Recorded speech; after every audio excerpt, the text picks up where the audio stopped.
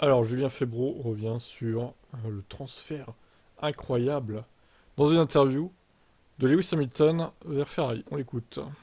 On est aujourd'hui le 1er février 2024 et on a appris que Lewis Hamilton allait sans doute, c'est pas encore officiel à l'heure où on se parle, signer chez Ferrari Oui, avec Charles Leclerc. oui. Selon toi, c'est une bonne nouvelle pour la Formule 1. Qu'est-ce que c'est pour toi ce transfert? Extraordinaire. Extraordinaire. On imaginait Lewis Hamilton terminer sa carrière chez Mercedes. C'est quelqu'un de fidèle en carrière. Il n'a jusqu'à aujourd'hui piloté qu'avec des moteurs Mercedes, puisque sa première partie de carrière, il l'a effectuée chez McLaren, qui était équipé d'un moteur Mercedes, puis dans l'écurie Mercedes, où il a obtenu 6 autres titres de champion du monde.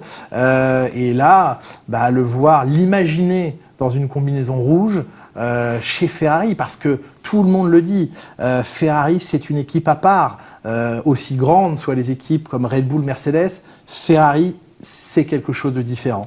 Les fans de Formule 1 s'intéressent et soutiennent souvent des pilotes, et une équipe, c'est Ferrari, peut provoquer cela. On peut soutenir et supporter Ferrari comme on soutient des pilotes. C'est une équipe à part. Et beaucoup de pilotes disent: j'aimerais au moins une fois dans ma vie piloter pour Ferrari.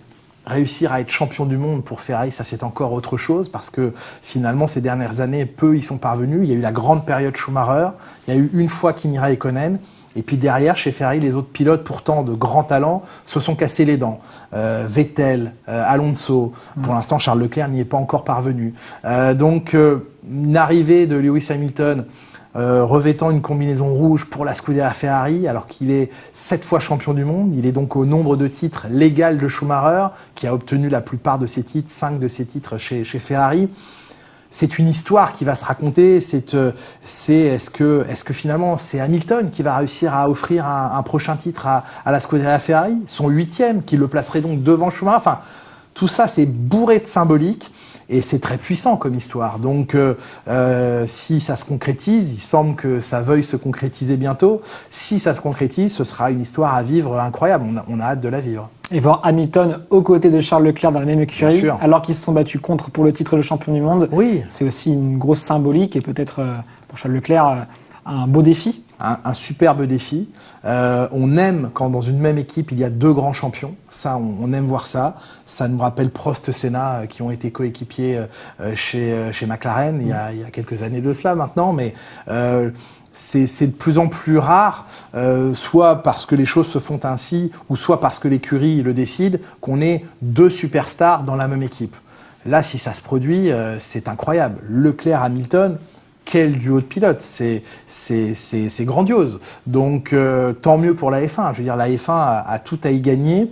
Il faudra gérer cette relation, cette collaboration de travail, mais on a affaire à 2 très grands pilotes et en plus vêtus de rouge, donc ça va beaucoup nous intéresser dans les années à venir. Yes, il a tout dit, hein, Julien. On est d'accord avec lui, je pense. Voilà, donc il compare à Prost Senna. Donc Lewis égale Senna et Prost égale. Enfin, Leclerc égale Prost, du coup. Ouais, bon, pourquoi pas. En tout cas, voilà. Maintenant, faut attendre, hein, parce qu'il y a encore une saison à se taper avant. 2024. Lewis sera toujours chez Mercedes, et puis on verra ce qui se passe en 2025. Qu'avez-vous pensé de son interview à Julien Febvre?